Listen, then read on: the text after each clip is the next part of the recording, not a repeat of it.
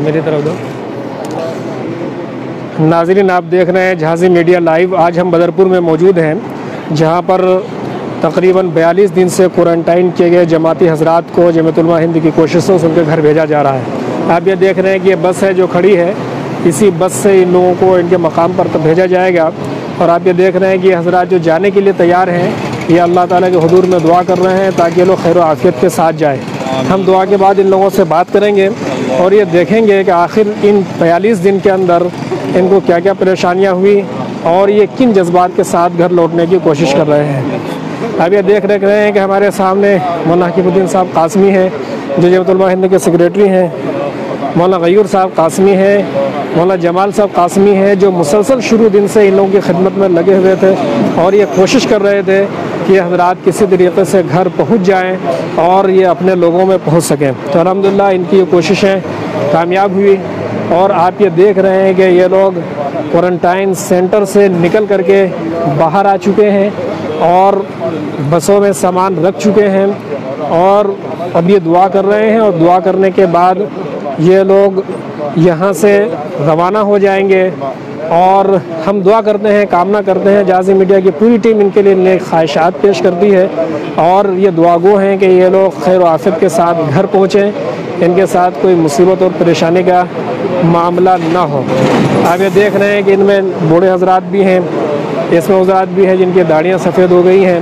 Quarantine की मुद्दत वैसे 14 दिन होती है या ज़्यादा से ज़्यादा 21 दिन होती है, लेकिन कुछ कानूनी प्रक्रिया की वजह से इनकी मियाद बढ़ता रहा, वक्त बढ़ता रहा और वक्त बढ़ते बढ़ते तकरीबन 40 दिन हो गया। आप ये देख रहे हैं कि दुआ कर रहे हैं, हम दुआ के बाद इनसे बात करने की कोशिश करेंगे। यहाँ जमीयत उलमा हिंद के लोग भी मौजूद हैं, इनसे भी जानने की कोशिश करेंगे कि आखिर कितनी परेशानियाँ हुई जो मुख्तलिफ सेंटरों पर इस तरीके से कोशिश कर रहे हैं। डीएम से बात कर रहे हैं, दिल्ली के एहलकारों से बात कर रहे हैं, सेंट्रल गवर्नमेंट के एहलकारों से बात कर रहे हैं, उनको घर पहुँचाने की कोशिश कर रहे हैं। तो हमारे साथ मौजूद यही है जमात के लोग। ये आपका प्रोग्राम झांसी मीडिया पर लाइव जा रहा है। हम आपसे ये जानना चाहते हैं कि आप लोगों को कहाँ से इस सेंटर पर लाया गया था? निज़ामुद्दीन मरकज़ से। तो निज़ामुद्दीन मरकज़ से जो लाया गया था, तो आज आपको 42 दिन हो गए। क्वारंटाइन की मुद्दत वैसे 64 दिन होती है या 21 दिन होती है, तो आप लोगों को इतना दिन क्यों रखा गया? असल में सर, असल में इसमें कभी पहले रिकॉर्ड हुए हैं, फिर उसमें वो उसके नतीजा आने में देर हो गए। जैसे होना चाहिए था कि एक हफ्ते के बाद कभी 8 दिन के बाद, इस तरह के 2-3 मरतबा चेकअप। चलिए, चेकअप में परेशानी होने की वजह से आपका कभी पॉजिटिव नेगेटिव हुआ, इसकी वजह से देर लगी।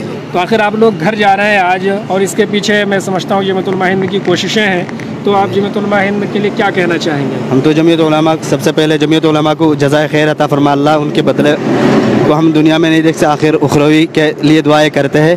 उन्होंने हमारी बहुत मदद की है हर तरफ से, अरशद मदनी साहब की तरफ से, मौलाना महमूद मदनी साहब की तरफ से, और जो भी कारकुनान हैं इनके सभी ने मदद की है और सब ने मिल के हमारी बहुत मदद की है। आप क्या कहना चाहेंगे? आप जमीयत उलमा हिंद मौलाना महमूद मदनी साहब की कोशिशों से घर जा रहे हैं, क्या कहना चाहेंगे? भाई बहुत बहुत शुक्रिया कि आप लोगों की कोशिश और जमीयत उलमा के सदर साहब ख़ास तौर पर हज़रत अरशद मदनी साहब। मेरा नाम खालिद सैफुल्लाह, हम आसाम के रहने वाले हैं। अभी आसाम जाएंगे? जी, अभी हम आसाम जा रहे हैं। माशाअल्लाह। तो आप 42 दिन के बाद छूट रहे हैं, आपको कैसा एहसास हो रहा है? आज तो एक नई ज़िंदगी का एहसास हो रहा है। नई ज़िंदगी का एहसास हो रहा है। चलिए, हमारी कामना ये है कि आप आराम से घर पहुँचे, आपको रास्ते में कोई तकलीफ़ ना हो, और जब आप घर पहुँचे तो आपको रास्ते में कोई किस्म की तकलीफ़ ना हो। ये मौलाना हकीमुद्दीन साहब, आसाम से जमीयत उलमा का बड़ा गहरा ताल्लुक़ रहा है। मैंने हज़रत फ़िदा मिल्लत रहमतुल्लाह अलैह को हमेशा आसाम के ताल्लुक़ से, जब भी आसाम में कोई मसला आता था तो हज़रत बिल्कुल तड़प उठते थे, और कभी सैलाब, कभी तूफ़ान, कभी फसाद, तो हज़रत फ़िदा मिल्लत रहमतुल्लाह अलैह ज़रूर वहाँ तशरीफ़ ले जाते थे। और हज़रत मदनी का भी बहुत ताल्लुक़ था।